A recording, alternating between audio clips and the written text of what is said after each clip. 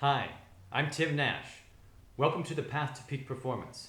Today I'd like to share with you 3 tips for developing humility, the skill of all skills.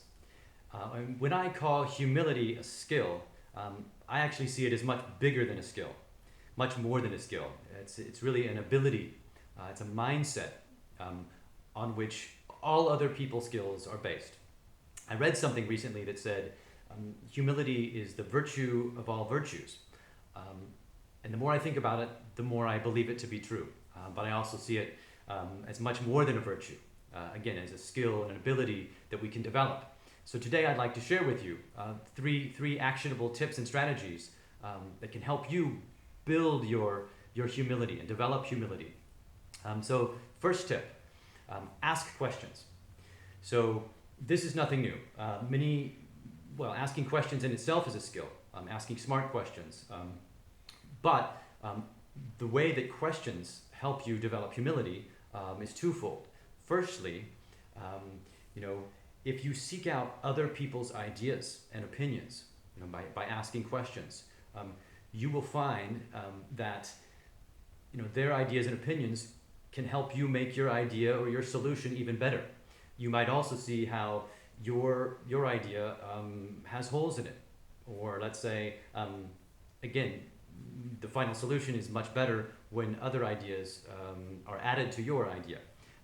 But approaching people with curiosity and questions also shows your willingness and your openness to their ideas, and that you value their ideas.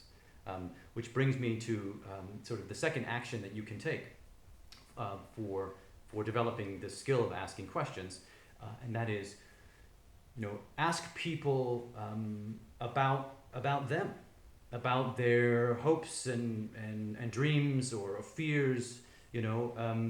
Go beyond just how was your holiday, or where are you going on holiday. Superficial questions, but to really deepen the connection. Take an interest in them, and show your interest by asking questions. And that's ultimately what humility will allow you to do: deepen those connections and build trust with your collaborators. Second tip, own your part. And by that, I mean, if there's a conflict, for example, ask yourself, what role did I play in that conflict?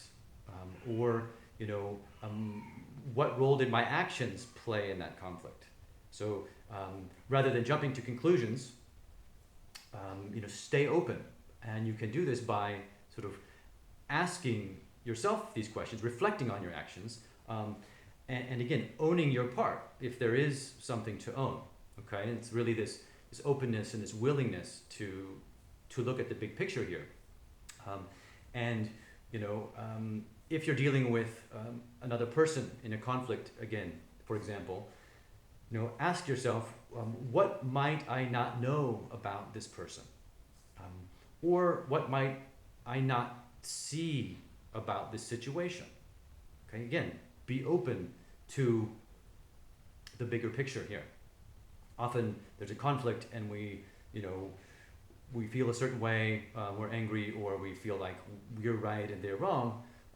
But again, it's the openness and the willingness to look and reflect, and to own your part if you did play a part in a conflict, for example. The third and final tip is to express gratitude. So I once read that gratitude keeps you connected to your personal power source.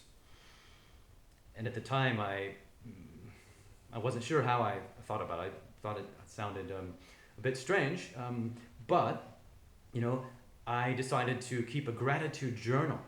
This was a tool. It kept coming up. I kept reading about it and hearing about it, and so I decided to. I wanted to stay connected to my power source, so I started keeping a gratitude journal, and sure enough, that sort of kept me connected to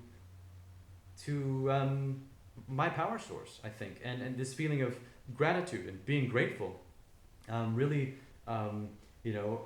helps me to this day. I don't manage, let's say, to write every day in my gratitude journal, but I try to stay mindful of the things I'm gratitude for. I don't always take the time to write it down, although once or twice a week I still do manage to do that. But I try to be mindful of things I'm grateful for, and to acknowledge them, take the time to acknowledge them. And the second action you can take here is to express your gratitude when other people are involved. So, if someone does something nice for you, tell them. If someone does something that you like, they make a presentation and you like what they've said or what they've presented, tell them. And another way to deepen that connection with them and to build trust with them. And ultimately, that's what humility will allow you to do: deepen your connections and to build trust.